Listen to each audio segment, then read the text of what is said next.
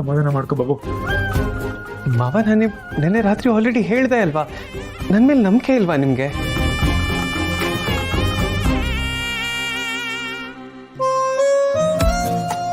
ಇದು ನಂಬಿಕೆ ಪ್ರಶ್ನೆ ಅಲ್ಲ ಸಚಿನ್. ಗೊತ್ತು ಗುರಿ ಇಲ್ದಿರೋ ಊರಿಗೋಗಿ ಒಂದ್ ನೆಲೆ ಇಲ್ದೆ ಕಷ್ಟಪಡ್ತಿರೋಂಥ ಬಾಬುನ್ ಯೋಚನೆ ಅಷ್ಟೇ.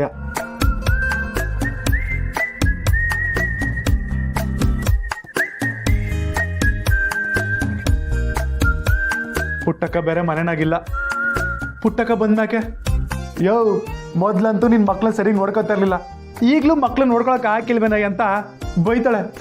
ನೀನು ನಂಬಿ ಮಕ್ಕಳನ್ನ ಬಿಟ್ಟು ಹೋದ್ರೆ ಮನೆಯಿಂದ ಆಚೆ ಕಳ್ಸಿದೆಯಲ್ಲ ಅಂತ ಕ್ಯಾಕರ್ಸ್ ಮಕ್ಕುಗಿತಾಳೆ ಅಂತ ಸಾರಿ ನೊಂದ್ಕೊಬಿಟ್ಟವನೆ.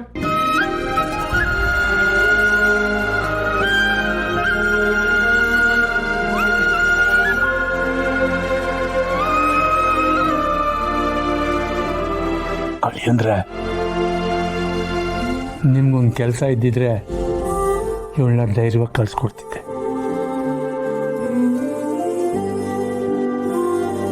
ಓದ್ಬೇಕು ಏನಾಯ್ತದು ಅಂತ ನೆನ್ಸ್ಕೊಂಡ್ರೆ ಪ್ರಾಣ ಹೋಯ್ತದೆ. ಅಪ್ಪ, ಯಾಕೇನೇನೋ ಮಾತಾಡ್ತಾ ಇದ್ದೀರಾ? ಸುಮ್ಮ, ಅಪ್ಪಯ್ಯ ಹೇಳ್ತಿರೋದು ಒಂಥರ ಸರಿ ಅಂತಾನೆ ಅನ್ಸ್ತಾ ಇದ್ದ ಕಣವಿ.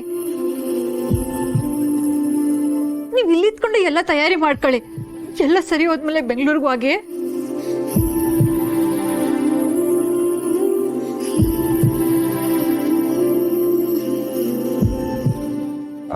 ಹೌದು ಕಲ ಸಚಿನ್, ಮಾವಯ್ಯ ಹಿಂಗಿರ್ಬೇಕಾದ್ರೆ ನೀವು ಹೋಗೋದು ಯಾಕೋ ಸರಿ ಕಾಣಕ್ಕಿಲ್ಲ.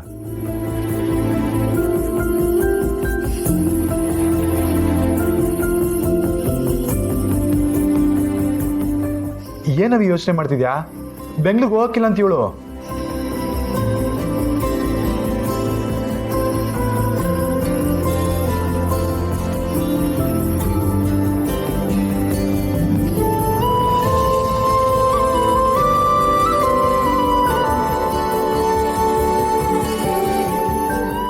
ಸರಿ, ಎಲ್ಲ ವ್ಯವಸ್ಥೆ ಆಗೋವರೆಗೂ ನಾನು ಬೆಂಗಳೂರಿಗೆ ಹೋಗಲ್ಲ.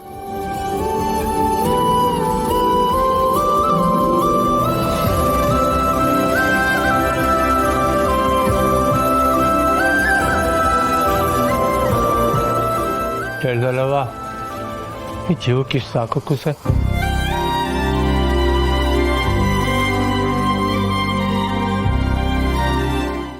ಆರಾಮಾಗಿದ್ದಾರೆ ಅನ್ಸುತ್ತೆ ಬಾಬಾ, ಮಲ್ಕೊಂಡಿದ್ದಾರೆ. ಅಪ್ಪಯ್ಯ ಈಟೊಂದು ಸೂಕ್ಷ್ಮವಾಗಿರ್ತಾರೆ ಅಂತ ಅನ್ಕೊಂಡೇ ಇರ್ಲಿಲ್ಲ. ಹೊರಟ ಚಿಪ್ಪೊಳಗಡೆನೆ ಅಲ್ವಾ ಅಕ್ಕ ಮೃದುವಾದ ಮುತ್ತು ಸಿಗೋದು. ಗೋಪಾಲಪ್ಪ ಮೇಲ್ ನೋಡಕ್ ಹೊರಟ ಇರ್ಬೋದು, ಅವ್ರ ಮನ್ಸು ತುಂಬಾ ಮೃದು. ಸ್ನೇಹಕ್ಕ, ನೀನು ಹಳೆ ಅಪ್ಪನ್ನ ನೋಡಿರ್ಲಿಲ್ಲ. ನೀನ್ ನೋಡಿದಿದ್ರೆ ಈ ತರ ಹೇಳ್ತಾನೆ ಇರ್ಲಿಲ್ಲ. ಹೆಂಗೋ ಇನ್ನೂ ಸ್ವಲ್ಪ ದಿವಸ ಸುಮಾ ಸಚಿನ್ ನಮ್ ಜೊತೆನೆ ಉಳಿಯಂಗಾಯ್ತಲ್ಲ, ಅದೇ ಖುಷಿ.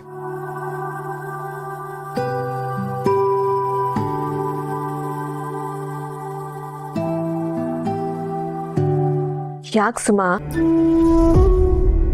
ಬೆಂಗಳೂರಿಗೆ ಹೋಗಕ್ಕಾಗ್ಲಿಲ್ವಲ್ಲ ಅಂತ ಬೇಜಾರ?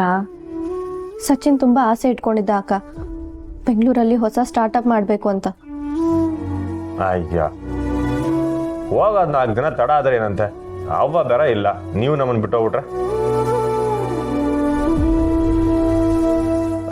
ಬೆಂಗಳೂರಿನಾಗೆಲ್ಲ ಕೆಲಸ ಆದ್ಮೇಲೆ ಹೋಗಿವ್ರಂತೆ.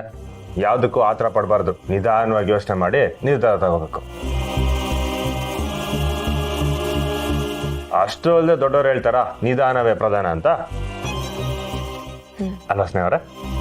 ರೀ ಪಾಪ, ಅವಳು ಅನ್ಕೊಂಡಿರೋ ಕೆಲಸ ನಿಧಾನ ಆಗ್ತಿದ್ಯಲ್ಲ ಅಂತ ಯೋಚನೆ ಮಾಡ್ತಿದ್ರೆ ನೀವು ದೊಡ್ಡದಾಗ ವೇದಾಂತ ಎಲ್ಲ ಮಾತಾಡ್ತೀರಾ. ತಗೊಳಪ್ಪ, ನಮ್ಮವರೇ ನನ್ನ ಮಾತು ಒಪ್ಪಕ್ಕಿಲ್ಲ.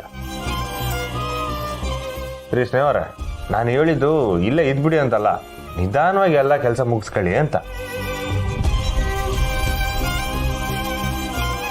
ಸುಮಾ, ಜಾಸ್ತಿ ಯೋಚನೆ ಮಾಡ್ಬೇಡ ಕಣವಿ, ಆಗ ಟೈಮ್ಗೆ ಎಲ್ಲ ಒಳ್ಳೇದಾಯ್ತದೆ. ಹಲೋ, ಹಾ ಭಯ.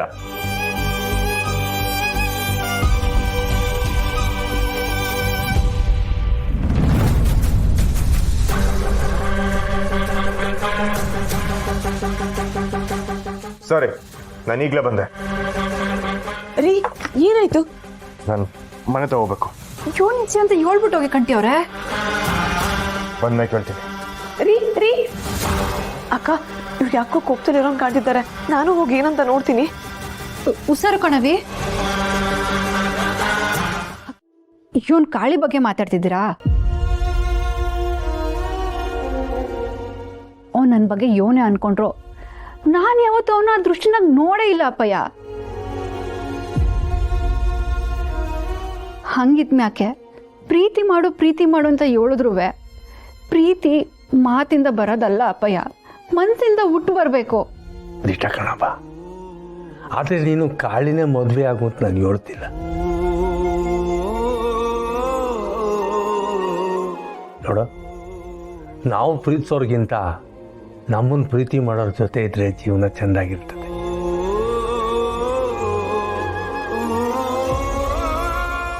ಅದು ಕಾಳಿನೇ ಆದರೆ ಸಂದ ಅಂತ ನನ್ನ ಯೋಚನೆ. ಅಪ್ಪಯ್ಯ, ನೀವು ಯೋನೇ ಹೇಳಿದ್ರು ಈಸಿದಾಗೆ ನನ್ನ ಮನಸ್ಸು ಬದಲಾಗಕ್ಕಿಲ್ಲ. ಮಳೆ ನೀರು ಬಂಡೆ ಮಧ್ಯೆ ಸೇರಿಕೊಂಡು ಬಂಡೆನೇ ಹೊಡಿತಾವಂತೆ.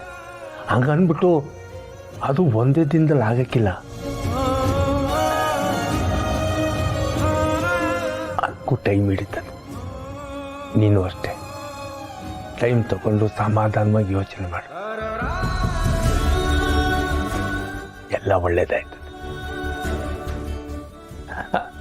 ಸಾರ್